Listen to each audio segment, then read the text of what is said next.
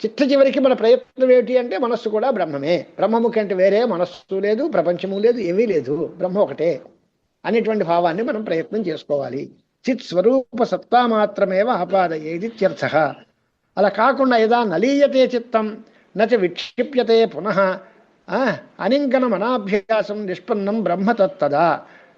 ఎప్పుడైతే దీని తర్వాత నిగృహీతమైన మనస్సు యదా నలీయతే అంటే సుషుప్తిలోకి జారిపోదు, ఈ యథోక్త ఉపాయేన అని అంటే జ్ఞానాభ్యాసము వైరాగ్యము అనేటువంటి రెండు ఉపాయముల చేత నిగ్రహింపబడిన చిత్తము యదా సుషుప్తే నలీయతే అంటే యదా నలీయతే చిత్తం అంటే సుషుప్తంలో లీనం కాదు, అంటే నిద్రలోకి జారిపోదు.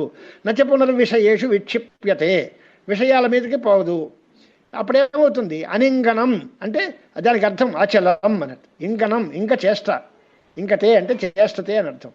అనింగనం అంటే చేష్టం లేకుండా, చలనం లేకుండా, అచలం.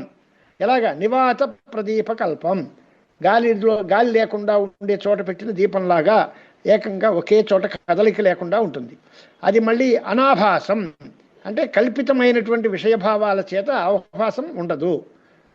విషయాల్ని కల్పించుకుని దానిలాగా మనస్సు పొందుతుంది అంటే అది అనాభాసం. ఈ మనస్సు ఆ విషయం మీద పోతే మనస్సు దాని ఆకారం చెందుతుంది, అంటే దానిలో ఆ విషయముల యొక్క ప్రతిబింబం పడుతుంది.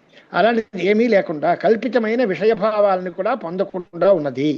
ఇలాంటి చిత్తం ఎప్పుడైతే ఉందో యదా ఏవం లక్షణం చిత్తం తదా నిష్పన్నం బ్రహ్మస్వరూపేణ నిష్పన్నం చిత్తం భవతి ఇత్యర్థ.